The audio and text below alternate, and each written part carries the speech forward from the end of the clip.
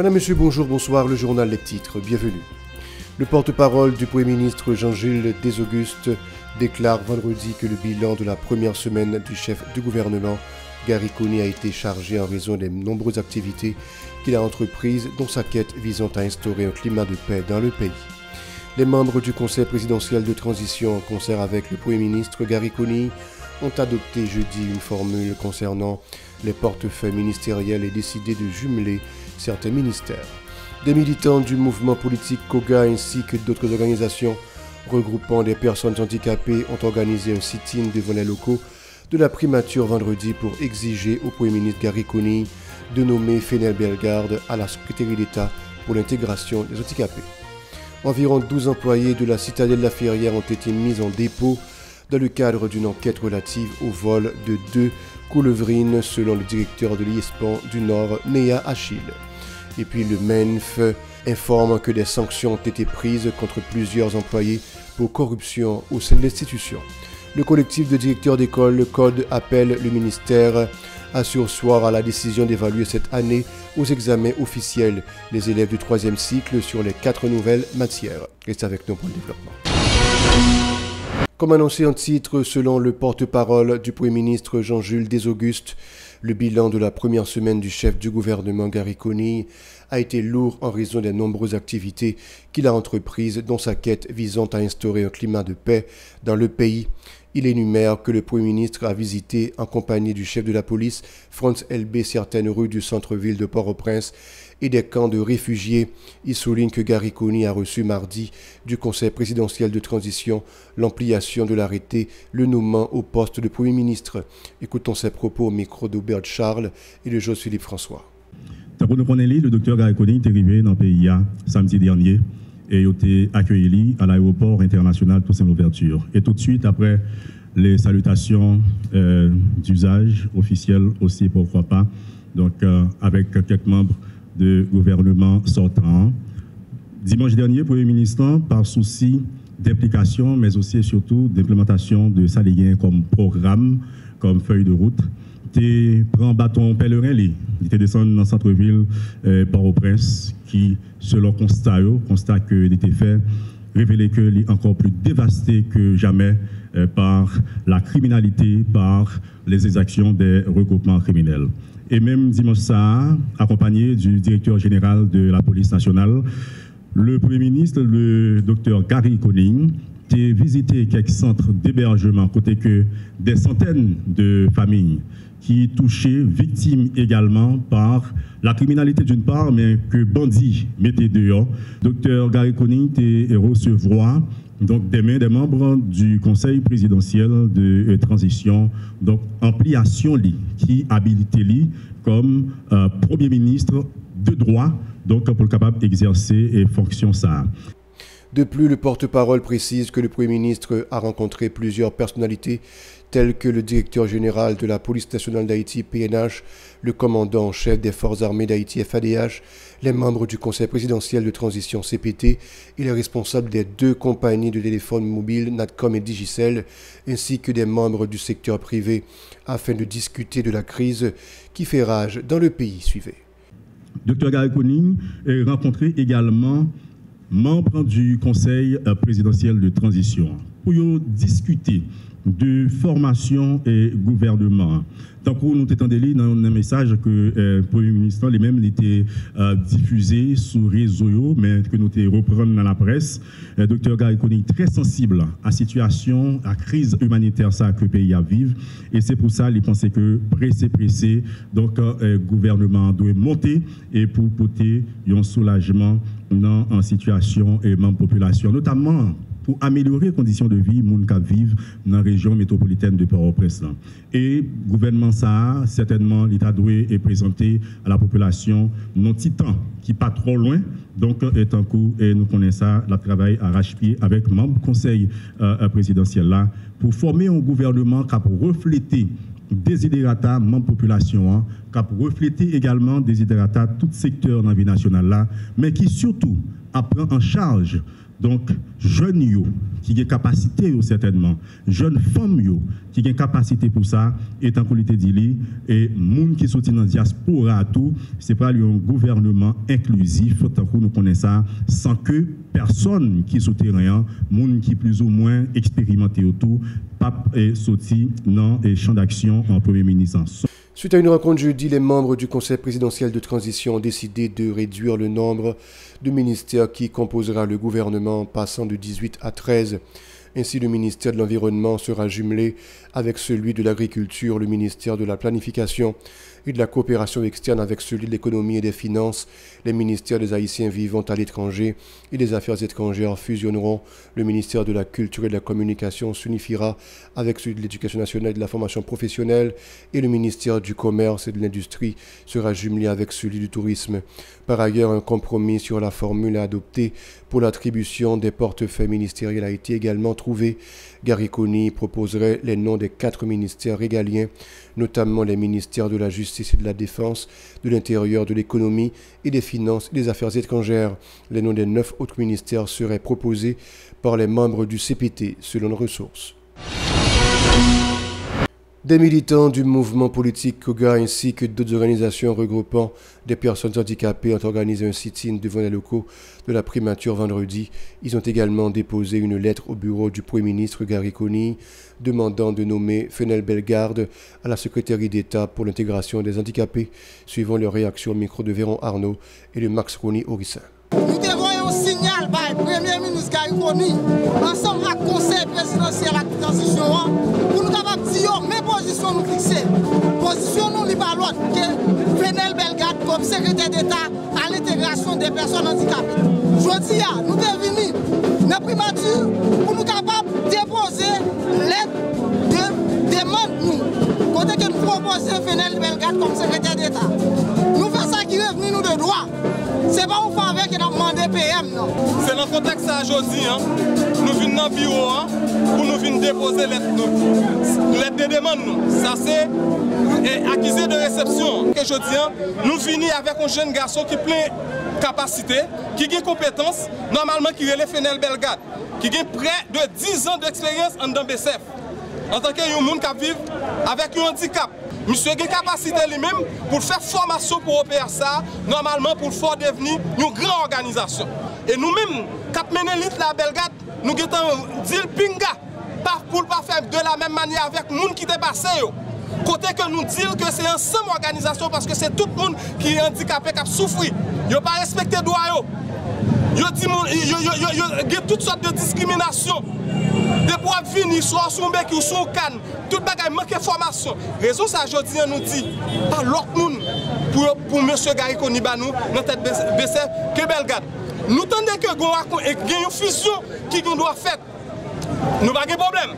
Mais la seule chose nous dit, Dr Gary Coney, pas moyen BCF pour nous. Les autorités de la police et de la justice au Cap-Haïtien ont arrêté 12 employés de la Citadelle, la Ferrière, située à Milo, suite à leur audition dans le cadre de l'enquête sur la disparition de 2 coulevrines en bronze. Selon le directeur de l'Institut de sauvegarde du patrimoine national de la région Nord, Neya Achille, ce vol aurait été commis par un employé ou en complicité avec des employés de la Citadelle Henri. Il explique que dans le musée où se trouvent des canons, aucun membre du public n'a accès à ce lieu, si ce n'est un agent de sécurité, un personnel de nettoyage. Le journal Miami Herald rapporte que ni l'Interpol ni l'UNESCO n'ont encore été informés de manière officielle afin de pouvoir lancer un message d'alerte contre le trafic de ces canons à l'échelle internationale. Le directeur général de l'ISPAN, Patrick Durandis, fait savoir qu'il rassemble les éléments du dossier, notamment la photo des canons volés, avant de l'acheminer aux instances internationales pour les suites nécessaires. 6 des condamnés dans le cadre du dossier de l'assassinat de l'ancien président Jovenel Moïse, survenu dans la nuit du 6 au 7 juillet 2021, doivent verser une indemnité de 6,2 millions à l'ex-première dame Martine Moïse et au fils aîné Joverlin, en compensation à leurs pertes. Cette ordonnance du juge fédéral de Miami fait suite à de nombreuses négociations entre les avocats. Le journal Miami Herald révèle que la veuve de Jovenel Moïse a reçu du juge du district américain José Martinez 5 300 387 $, 10 jours après le crime, pour couvrir ses factures d'hôpital, sa sécurité ainsi que ses déplacements, tandis que Joverlin a reçu 865 396 $. De plus, le Floridien rapporte que le gouvernement haïtien a couvert le 7 juillet les frais de transport aérien et la prise en charge de Martine Moïse pour une somme de 300 000 $. Toujours le 7 juillet 2021, l'ambassade d'Haïti aux États-Unis a effectué un virement de 100 000 $ au consulat haïtien au Citibank. En outre, le journal américain a mentionné que 3 chèques de 22 000 $, 22 875 $ et 27 940 $ ont été envoyés les 7 et 9 juillet à la famille présidentielle. L'organisation de directeurs d'écoles privées à la 3e circonscription de Port-au-Prince, lors d'une conférence de presse, a soumis au Premier ministre un document contenant des recommandations qui permettront à l'État de rouvrir les écoles dans cette zone.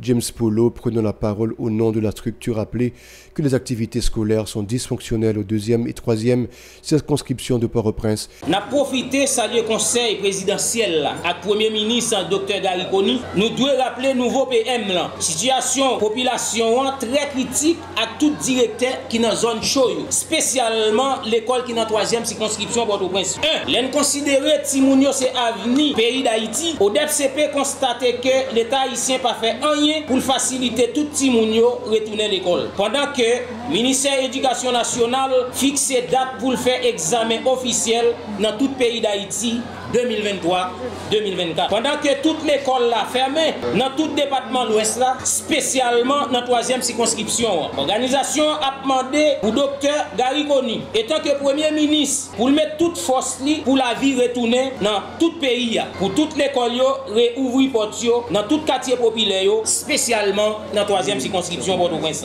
Au DEPCP a demandé à nouveau PM une subvention pour toute l'école qui ferme, spécialement l'école qui est dans la 3e circonscription. 3. Organisation exigée à nouveau PM une subvention à tout enseignant dans la question salaire cap travail dans l'année 2023-2024 parce que toute l'école en difficulté économique, yo pas qu'à payer enseignant. Organisation a demandé pour voyer sous système éducatif haïtien qui finit grasé. Organisation a demandé à nouveau PM pour tout petit moun yo manger chaque jour dans l'école privée spécialement dans la 3e circonscription Port-au-Prince. Au DEPCP a demandé l'UNICEF, USAID, PAM, Food for the Poor, OPC pour porter coller pour toute l'école qui a bénéficié d'une subvention sans force côté. Le porte-parole Jean-Pierre Ozéphir, de son côté, exhorte les autorités étatiques à accompagner les responsables d'école à la 3e circonscription de Port-au-Prince, dépourvus de tout, y compris de matériel et de fournitures scolaires. Suivez. Jeudi, nous, organisation des directeurs d'école privées de la 3e circonscription de Port-au-Prince, au DEPCP, nous venons demander l'État pays nous. Virez, j'ai gardé tout directeur d'école privé qui victime dans la 1e, 2e et 3e circonscription Port-au-Prince, qui perdit l'école, matériel et fourniture. Nous venons dire à l'État pays nous que nous pas arrêter rien encore pour nous faire l'école nous fonctionner. Nous venons faire l'État songer tout, que c'est nous-mêmes directeurs de l'école privée qui l'ont classe défavorisée, qui permettent parents qui pas de gros moyens, voyer petit l'école. C'est peut-être ça. Nous-mêmes qui fait partie de l'organisation directeur de l'école privée dans la 3e circonscription Port-au-Prince, nous venons demander le conseil présidentiel là à Premier ministre Dr. Gariconi pour subventionner toute l'école privée qui crasait, boulait, à piller dans la 1e, 2e et 3e circonscription Port-au-Prince. Nous, pour directeur l'école privée, qui a continué à faire fonctionner l'école, avec des services dans la communauté éducative. Pour nous finir, nous avons dit Premier ministre Gariconi, à conseil présidentiel là, organisation directeur l'école privée dans la 3e circonscription Port-au-Prince, voyez, dis-nous, si dans le jour qui vient là, le gouvernement n'a pas répondu à la revendication, n'a pas obligé de manifester pour faire le gouvernement tendre la raison. Pour finir, l'organisation Zami Timoun, à l'occasion de la Journée nationale des enfants prévue pour le 9 juin prochain, invite les dirigeants de l'État à apporter un soutien particulier aux enfants déplacés. Samantha Vilson a présenté un calendrier d'activités que l'organisation réalisera dans plusieurs zones de province, notamment Belladère et dans certains centres d'hébergement à Port-au-Prince, suivant ses réactions au micro de Hirsch Rézy de Marie-Carmel Auguste. Dans le cadre de la journée nationale Timounio, la Fondation Zami Timoun compte réaliser une série d'activités dans certaines communes dans le pays, tant que dans Belladère, Ouanamet et Port-au-Prince, en faveur de Timounio. Pour la commune Ouanamet et Belladère, Zami Timoun déjà entamé une série d'activités tant que il a déjà commencé à organiser causerie dans plusieurs écoles qui pire qu'il est dans la commune Sayo sous question de droit et devoir Timounio gagne. La gagne tout pour organiser une journée créative pour permettre Timounio de détendre et puis amuser. La gagne tout pour lui présenter une conférence by la presse, des conseils avec l'autorité étatique qui dans la commune Sayo sous question de violation de droit Timounio. Pour Port-au-Prince, Zami Timoun a organisé une série d'activités largement larges, tant que activités psychosociales, avec Timoun qui n'a eu dans camp déplacé qui dans la capitale.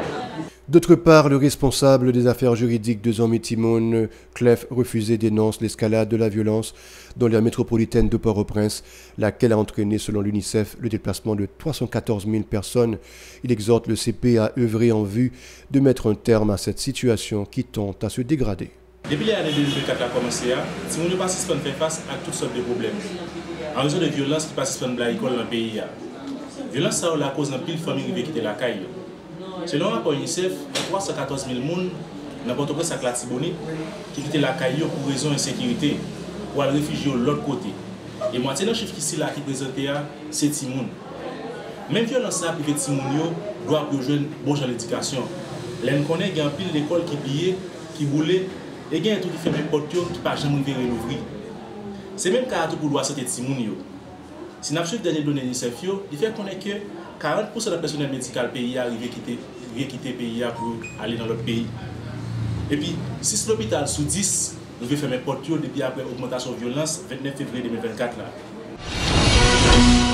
Voilà, c'est la fin du journal. Bon week-end à vous tous et à vous toutes sur la chaîne 54.